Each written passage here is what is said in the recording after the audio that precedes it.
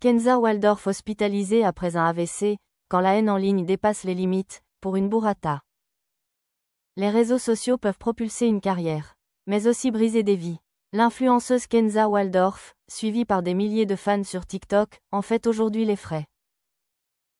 Ce qui aurait pu rester une banale querelle autour d'un contenu lifestyle s'est transformé en tempête numérique aux conséquences dramatiques. Hospitalisée après un accident vasculaire cérébral, la jeune femme de 27 ans peut néanmoins compter sur un soutien de taille, celui de Maeva Genam, figure emblématique de la télé-réalité. Tout commence avec une burrata. L'histoire, aussi surprenante que tragique, débute avec une vidéo postée sur TikTok. Dans celle-ci, Kenza Waldorf reproche à une autre influenceuse, Mae Brun, de lui avoir volé son concept de dégustation de burrata.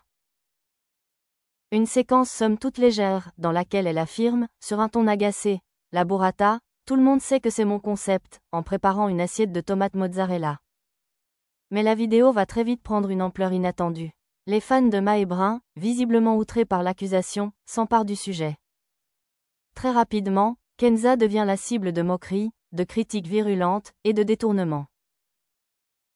Des montages parodiques, des vidéos de réponses sarcastiques, des commentaires cinglants. Le tout s'emballe au point de devenir ce que l'on appelle un pressing, une forme particulièrement violente de harcèlement en ligne. Tentative d'apaisement, et chute brutale. Face à la montée des critiques, Kenza tente de prendre les choses avec recul. Elle publie de nouvelles vidéos dans lesquelles elle se moque d'elle-même, espérant désamorcer la polémique. Mais rien n'y fait. La vague de haine continue, implacable. Jusqu'à ce 4 mai, où l'influenceuse publie une photo glaçante sur Instagram, elle est allongée sur un lit d'hôpital. Dans la légende, elle confie avoir été victime d'un début d'AVC, laissant entendre que le stress extrême et la pression psychologique des derniers jours en seraient la cause. Des fois tu veux être forte mentalement mais ton corps s'exprime autrement, écrit-elle, visiblement très éprouvée, avant de présenter des excuses à ceux qu'elle aurait pu blesser. Maeva Genam prend sa défense. Personne ne mérite ça.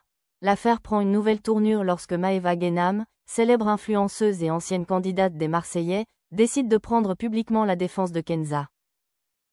En story sur Instagram, elle dénonce fermement les proportions démesurées qu'a prises cette affaire. Elle a fait un AVC à cause de la pression des réseaux. Elle est en soins intensifs, la moitié de son visage est paralysée, alerte-t-elle. Et de poursuivre, tout ça à cause d'une vague de haine. Elle a posté une vidéo. Une seule, ça ne mérite pas autant de haine. Tout en reconnaissant que Kenza a pu faire une erreur de jugement, Maeva appelle à la compassion et au discernement. Ce n'est pas un crime. Il faut savoir relativiser. Personne ne mérite un tel acharnement. Une question de société, les réseaux, machines à broyer?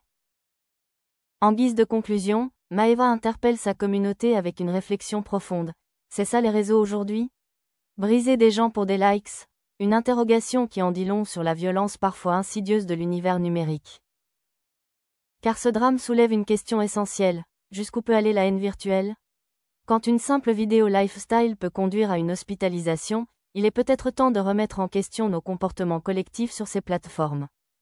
Un appel au respect et à la bienveillance. Aujourd'hui, Kenza Waldorf entame un long chemin de convalescence, marqué physiquement et psychologiquement par ce qu'elle vient de traverser.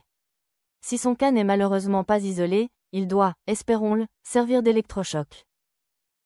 Il est urgent de rappeler que au-delà des écrans, ce sont des êtres humains, sensibles et faillibles, qui lisent et subissent les commentaires.